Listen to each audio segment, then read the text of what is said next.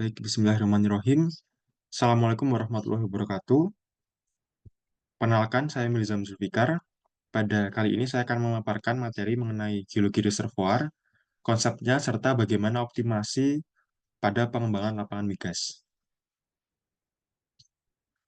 Untuk outline-nya, yang pertama ada geologi reservoir, kemudian geologi reservoir pada batuan klasik dan karbonat, kemudian optimasi pengembangan lapangannya. Yang pertama, geologi reservoir. Batuan reservoir sendiri merupakan batuan yang menjadi wadah di bawah permukaan bumi yang mengandung minyak dan gas. Dalam hari ini, batuan reservoir harus memiliki porositas dan permeabilitas yang baik, yang cukup untuk menyimpan hidrokarbon. Nah, porositas sendiri merupakan rasio dari volume lubang pori dalam batuan terhadap volume total dari batuan tersebut. Berikut terdapat rumus dari porositas.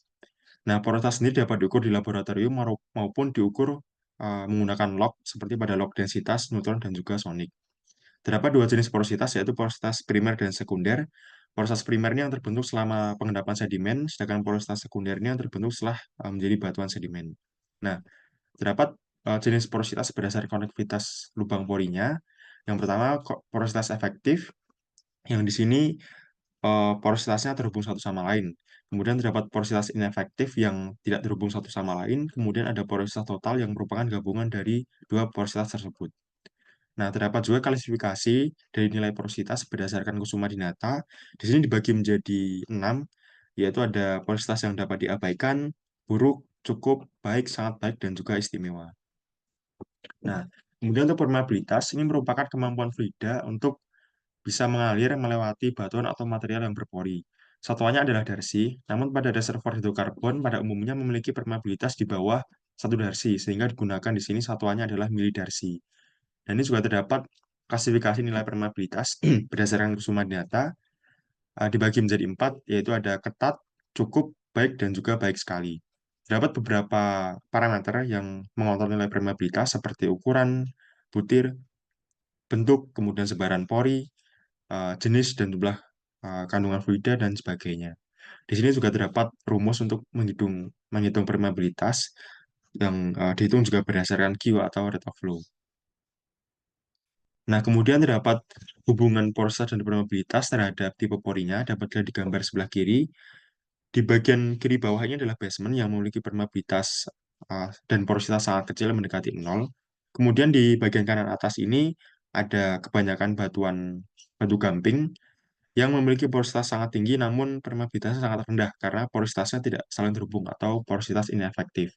Kemudian pada bagian kanan bawah ini adalah fracture reservoir yang memiliki permeabilitas sangat tinggi namun porositasnya sangat kecil. Kemudian di gambar bagian kanan atas ini adalah batu pasir kebanyakan yang cukup ideal sebagai porositas karena memiliki permeabilitas yang tinggi dan juga porositas yang tinggi. Nah, terdapat beberapa jenis batu reservoir seperti batu pasir yang dapat dibagi juga ada clean sandstone dan juga salic sandstone.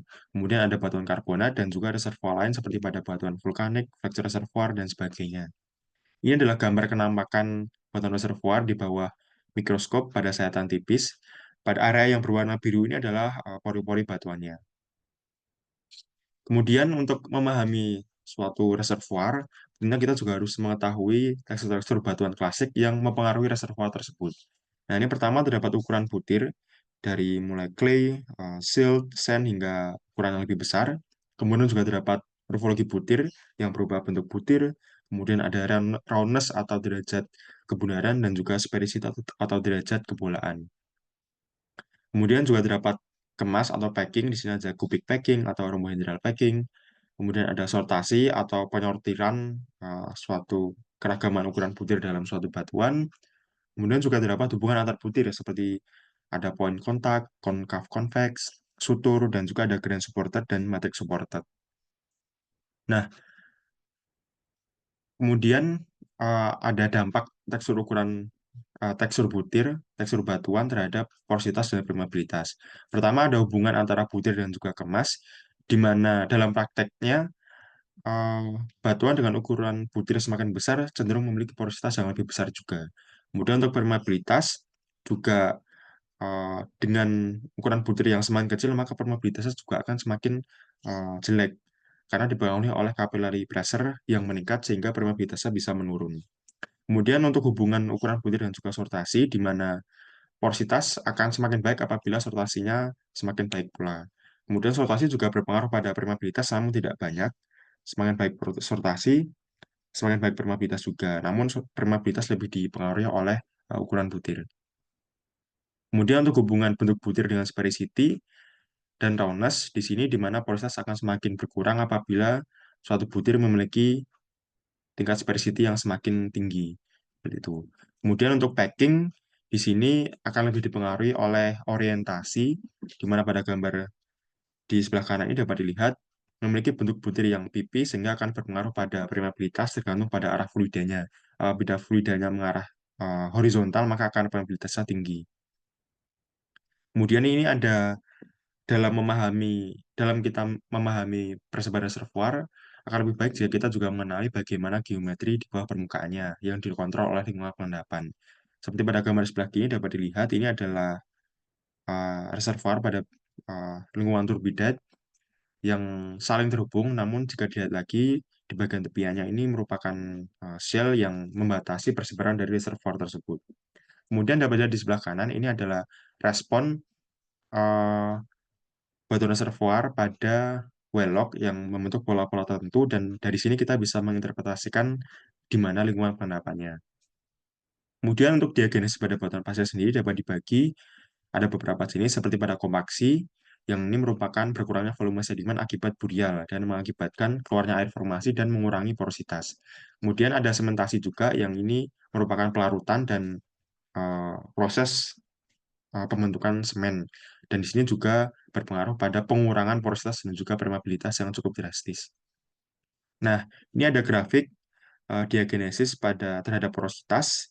Dapat dilihat di sini bahwa semakin dalam suatu batuan, densitasnya akan semakin tinggi dan porositasnya akan semakin rendah.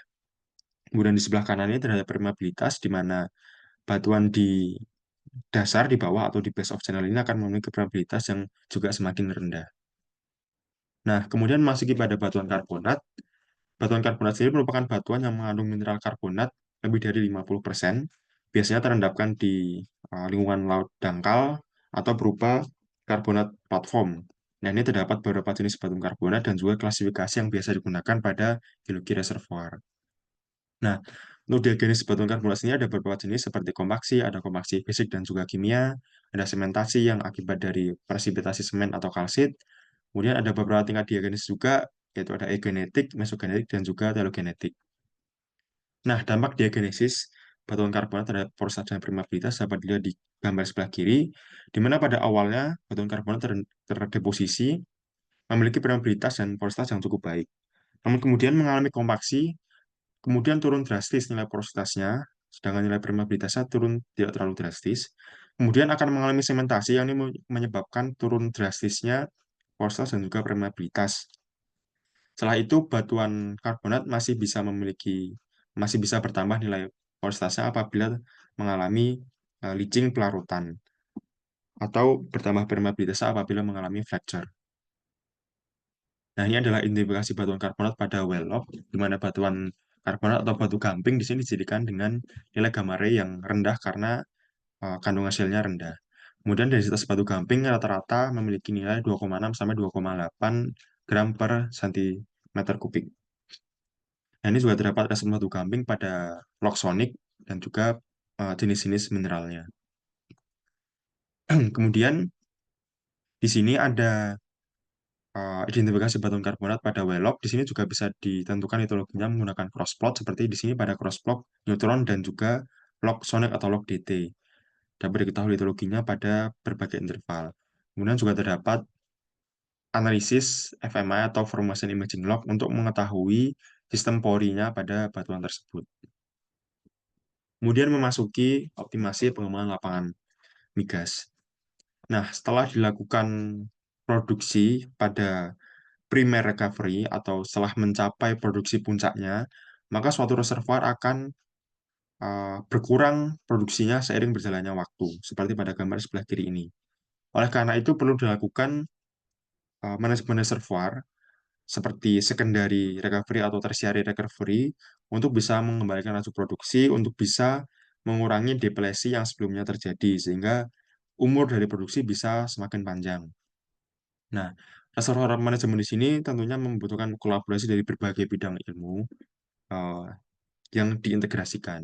Dan ini juga terdapat reservoir life process yang menunjukkan cycle atau proses suatu lapangan migas dari eksplorasi, kemudian development, kemudian masuk primary recovery, kemudian masuk secondary dan tertiary sebelum akhirnya masuk tahap abandonment. Nah, kemudian untuk primary oil recovery sendiri di sini merupakan produksi cadangan hidrokarbon tanpa menggunakan bantuan injeksi fluida.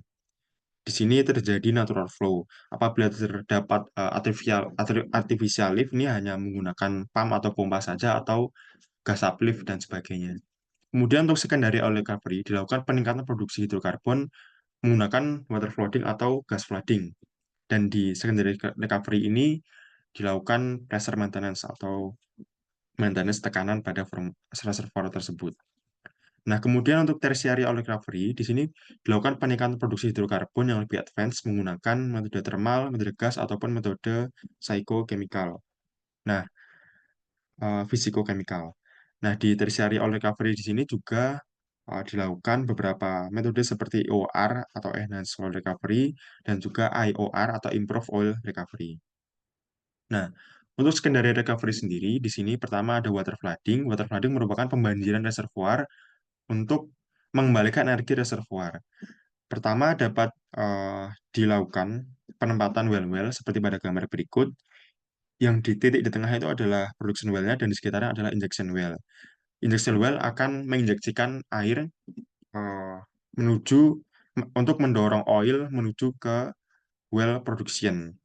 Dapat dilihat di gambar di sini adalah ilustrasi ketika water mendesak atau mendorong oil menuju production well. Nah, kemudian untuk gas flooding ini hampir sama, pembanjir reservoir menggunakan gas untuk mengembalikan energi reservoir. Nah, bedanya di sini gas flooding diinjeksikan dari atas atau gas mendorong oil dari atas menuju ke sumur produksi.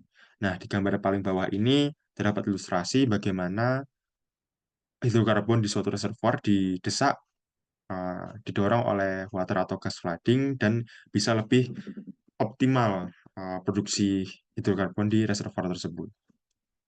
Kemudian untuk tertiary recovery, pertama untuk EOR atau Enhanced Oil Recovery, ini merupakan oil recovery menggunakan fluida yang tidak biasanya ada di reservoir. Namun pada tertiary recovery ini tidak dilakukan pressure maintenance seperti pada water flooding atau pada secondary recovery tadi. Nah, kemudian untuk IOR atau Improved Oil Recovery ini merupakan EOR plus, di mana dilakukan EOR dengan metode-metode yang sudah mengurangi dampak negatif dari EOR-nya. Nah, pada Improve Oil Recovery ini juga terdapat penambahan teknologi yang lebih advance pada drilling, produksi, dan juga karakterisasi reservoirnya. Nah, metode tertiary recovery ini terdapat beberapa metode seperti pertama ada metode injeksi thermal. Ini menggunakan injeksi energi panas untuk mengurangi viscosity atau kekentalan dari hidrokarbon. Ada hot water injection, steam injection, dan juga in situ combustion. Ini adalah gambar bagaimana sumber injeksi kemudian mendorong hidrokarbon untuk masuk ke sumber produksi. Kemudian selain injeksi thermal juga terdapat injeksi gas. Di sini menggunakan campuran injeksi fluida menggunakan gas seperti digunakan CO2 gas injection, vaporing, condensing gas, dan juga non-reactive gas. Kemudian juga terdapat metode menggunakan injeksi kimia seperti menggunakan alkaline injection, polymer injection, dan juga surfactant injection untuk mengurangi tegangan antara hidrokarbon dengan permukaan reservoir. Nah, kemudian untuk implementasi metode EOR sendiri di dunia secara global sudah cukup banyak digunakan.